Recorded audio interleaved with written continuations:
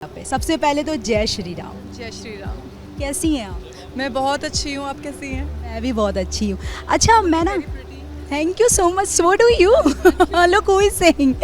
सो जो माता सीता का किरदार है ना वो काफ़ी ग्रेस और सैक्रिफाइस से भरा हुआ है। तो आपको ये किरदार करने में क्या क्या चैलेंजेस फेस करने पड़े? एक्चुअल में जब मैं गणेशा कर रही थी तो उस टाइम पे काफ़ी वर्कशॉप हुई इस कैरेक्टर को लेके, क्योंकि एक गॉडेस का कैरेक्टर पोर्ट्रे करना इट्स वेरी डिफ़िकल्ट। उसमें गलती की कोई गुंजाइश नहीं है।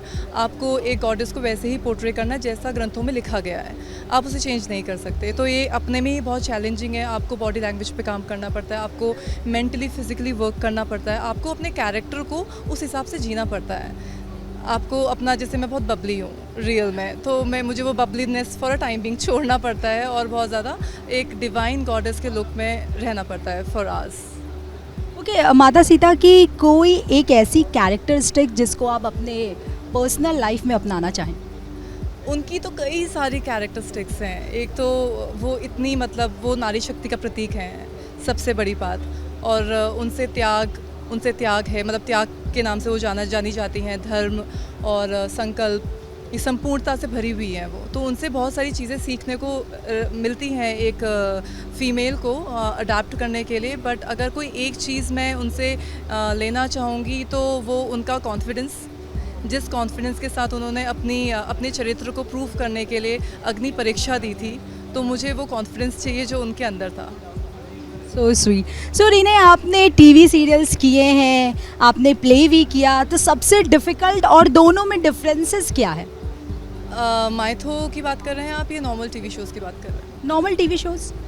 डिफ़िकल्ट तो अपना माइथोलॉजिकल बहुत डिफ़िकल्ट रहता है, क्योंकि उसमें जो हेवी गेटअप होता है, वो जो लुक होता है, उसमें आपको 16-16 घंटे, 14 घंटे तो मिनिमम 16-16 घंटे आपको काम करना पड़ता है। स्लीपलेस नाइट्स होती हैं और जस्ट 4-5 घंटे की स्लीप टाइम, मी टाइम मिलता है। उसमें आपको अपना रूटीन भी देखना है और बहुत लॉन्ग शिफ्ट्स होती हैं। तो ऐसे लॉन्ग शिफ्ट्स में पूरे गेटअप के साथ, पूरे ज्वेलरी के साथ रहना, और अगर आउटडोर हो तो और डिफ़िकल्ट है। और जो नॉर्मल शोज़ होते हैं उसमें वो काफ़ी कूल होता है, तो उसमें आप आराम से अपना बैठ सकते हैं, आप अपना you can do what ever you want. But इस गेटअप में तो you can't do what ever you want. अच्छा, जैसे आपने अपने गेटअप, अपने कॉस्ट्यूम की बात की, तो प्लीज़ अपने दर्शकों को, हमारे जनता को ज़रूर बताएं कि ये जो आपने गेटअप कर रखा है ये पूरा कितने वज़न का होगा? ये वैसे वज़न का तो उतना नहीं है, बट इन लोगों ने बहुत अच्छा किया है, हल्का है। And I am so happy for this, because ये बहुत लाइट वेटेड लहंगा है और काफ़ी इसमें अच्छा घेरा है और इसमें काफ़ी अच्छी लेग स्पेस है। I can walk nicely. और ये जो ज्वेलरीज़ हैं ये बहुत नॉर्मल वेट की ज्वेलरीज़ हैं। बट मैं जो शो गणेशा करती थी वो बहुत ज़्यादा हैवी था। वो लहंगा आई थिंक 10-12 kgs का होगा।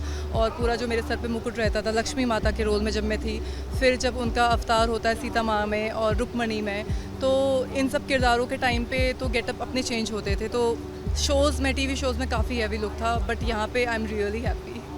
अच्छा, जब आप टीवी में, फिल्मों में, ऐसे लाइव शो में जब किसी भगवान का किरदार निभाते हो तो खुद के अंदर कितनी बड़ी रिस्पॉन्सिबिलिटी आ जाती है कि नहीं, मुझे अपने ऑडियंस के सामने ये गलत तो नहीं बोलना है, ये गलत तो नहीं करना है?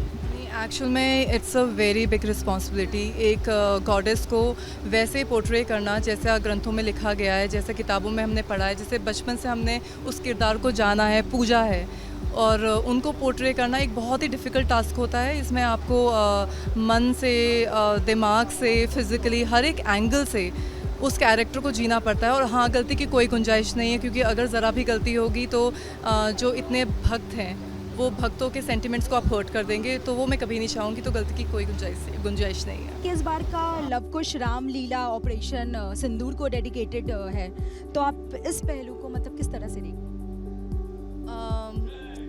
दिस इज़ वेरी इंटरेस्टिंग कि इस बार पूरा डेडिकेटेड है ऑपरेशन सिंदूर को। वहाँ पे जितना कुछ हुआ है और हमने जितना कुछ सफ़र किया है, और बहुत बड़ी बात है कि इस बार लव कुश रामलीला उनको डेडिकेटेड है। I am very happy. और मैं हमेशा से चाहूँगी कि हमारे कंट्री में भी और बाहर भी हमेशा पीस कायम रहे।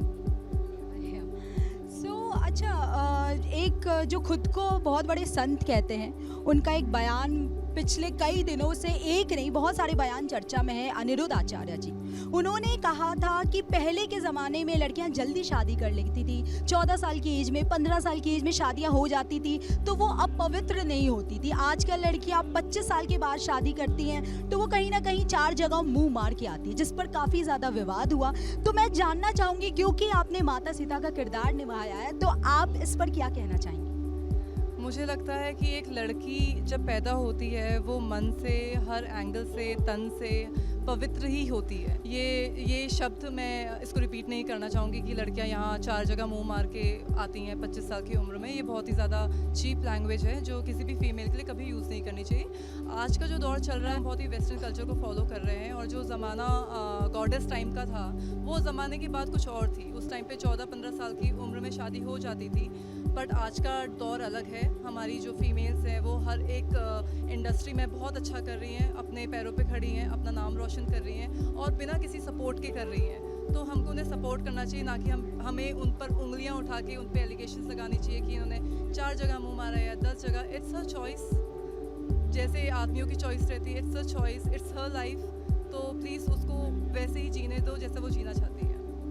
तो चलिए जाते जाते अपने दर्शकों को, हमारे ऑडियंस को माता सीता के किरदार में एक प्यारा सा डायलॉग और एक मैसेज भी।